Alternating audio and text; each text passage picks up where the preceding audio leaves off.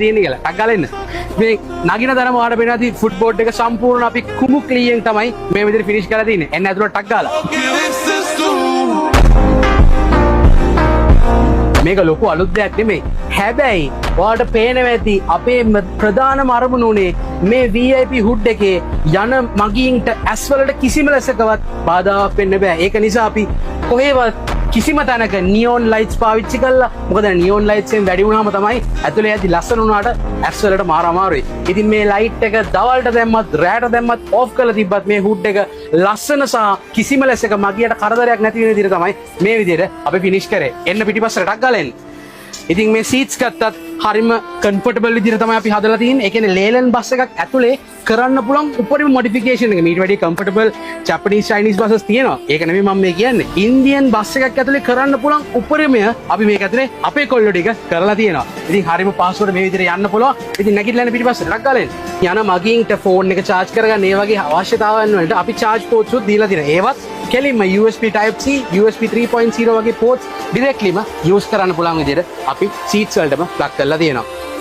ඉතින් අනිත් එක පිටිපස්සට ආවම පස්සේ කට්ටියට නිකන් සීට් වල ඉඳලා ඇති වගේ නම් පොඩ්ඩක් නිකන් සෝෆා එක්ස්පීරියන්ස් එකක් ගන්න ඕන නම් පිටිපස්සෙත් හොඳම ක්වොලිටි එකේ සැපම සැප සෝෆා එකක් මේ විදිහට අපි දාලා තිනවා. ඉන්න මාත් එක්ක ඇවිල්ලා බලන්න.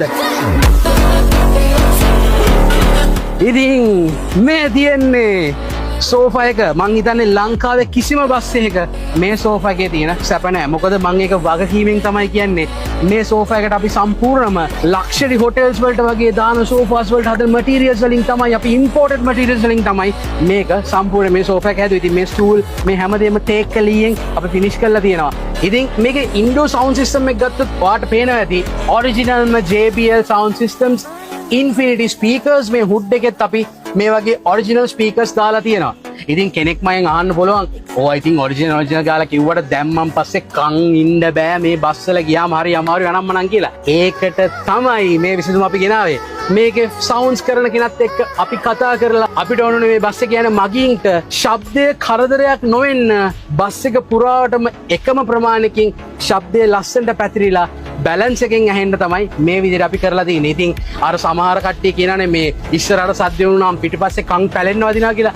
මේක එහෙම වෙනවද කියලා ගිහිල්ලාම තමයි බලන්න ඕනේ. ඉතින් මම දැක්ක මේ බස් එකේ වීඩියෝස් අපි ඉස්සර දානකොට කට්ටිය කියනවා කොච්චර හැදුවත් රස්නේනේ අනම්මනම් කියලා. ඉතින් ඒකටත් අපි විසඳුමක් ගෙනහැල්ලා තිනවා. ඇවිල්ලා උඩ බලන්න. මේ යන හැමෝටම ෆෑන්ස් අපි ෆික්ස් කරලා තියෙනවා. මෙතන සෝෆා එකේ ඉන්න අයට වටේට දෙපැත්තේ සීට්ස් වලට ඔක්කොටම අපි ෆෑන්ස් උත් ෆික්ස් කරලා තියෙනවා. ෆෑන්ස් වලින් නතර වුණේ ලේලන් බස් එකක් AC කරන එක ප්‍රායෝගික නැති නිසා. ඉතින් ඔයාලා දැක්කනේ attractive princess අලුත් එක මොන වගේද කියලා. ඉතින් මේ ඇවිල්ලා ෆුල් වීඩියෝ එක නෙමෙයි. මීට වැඩිය තව හොඳ ඔෆිෂියල් ලොන්ච් එකක් මේකට අපි කරනවා.